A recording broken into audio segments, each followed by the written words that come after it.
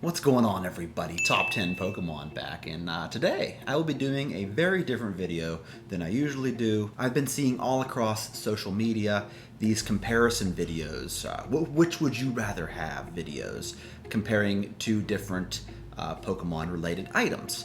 And then I saw yesterday, I think it was yesterday, the day before, Dan from Catch 'em All Collectibles put out a video that was pretty much this topic, where he analyzed a few different auctions of Pokemon product around the same price and kind of analyzing which one would be the better investment long term. So that's what we're going to do today, folks. I'm going to compare 5 different scenarios. We're going to analyze which one I think would be the better investment if you held on to it 5, 10 plus years. And then you can let me know in the comments below which one you would pick.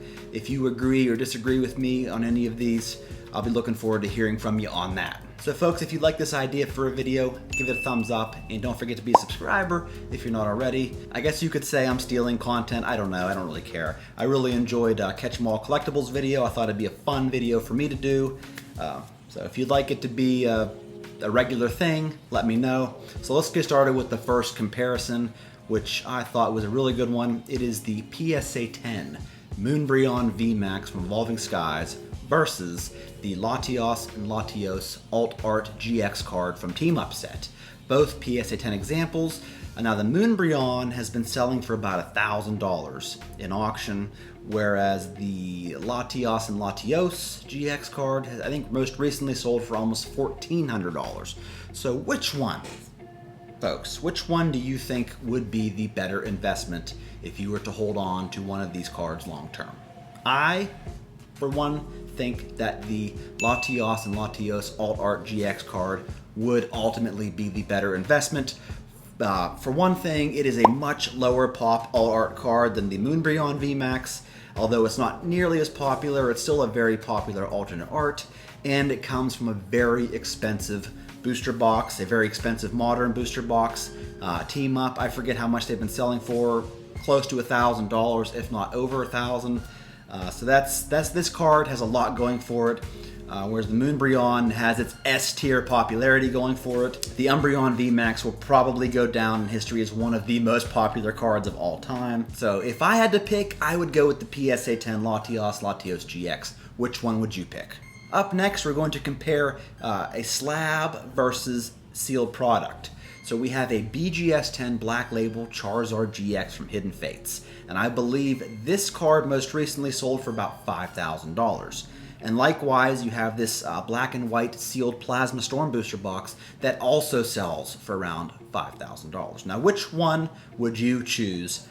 I would have to go with the sealed Plasma Storm booster box. As awesome as that Charizard GX looks as a Black Label, and it actually has held up its value pretty well over the years, I would have to go with the Plasma Storm box, which also contains a pretty awesome Charizard in it. And I think these black and white boxes weren't produced nearly as much as, let's say, present day ETBs or booster boxes like Hidden Fates. So I think long term, I would have to go with the Plasma Storm booster box. What do you think, folks? Agree or disagree? All right, up next, our third analysis. We have 2 pieces of sealed product. We have an unlimited fossil booster box versus a sealed case of Evolutions booster boxes. And if you don't know how many comes in a sealed case, it is 6 sealed boxes. So which one would I pick as a good long-term investment? You might be surprised, but I would have to go with the sealed Evolutions case of booster boxes. Now, of course, if this was a first edition fossil box, it would be a different story, but the unlimited boxes just don't have as much appeal as the first edition WotC boxes. I am not confident in their long-term value, but 6 sealed Evolutions boxes. Evolutions is one of the most popular sets of all time. I myself would be more comfortable holding on to a sealed case of Evolutions boxes than I would a single unlimited fossil box. What about you? All right, up next, couple more graded cards. Here we have a PSA 10 Unlimited base set Charizard versus the PSA 9 Gold Star Rayquaza. Ooh, this one's tough. Both, I have 2 sales right here that I pulled up in which they both sold for about $8,100. So if I had the option of picking one of these cards and having to hold on to them, I would have to go with the PSA 9 Gold Star Rayquaza. Yeah, I would. Only because the gold stars were so hard to pull, and this is notoriously one of the best gold star cards of all time, and the Deoxys booster boxes are insane. Comparatively, I mean, with Charizard, the unlimited base set Charizard, there are tens of thousands of graded copies of this card with PSA, CGC, BGS, so you can get your hands on any old copy of Charizard here. Not necessarily the PSA 10, I mean that's also expensive, but I don't know. I would feel more comfortable with a gold star that was graded a mint 9. What do y'all think? And lastly here, we're going to go over a very hypothetical one.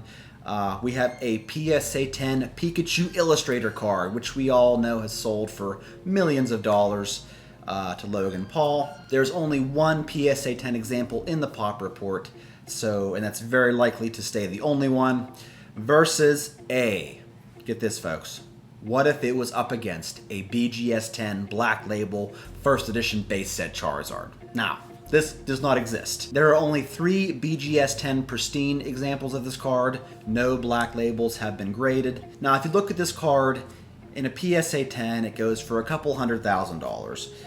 It's hard to say what a BGS 10 pristine would go for because we haven't really seen one sell in several years.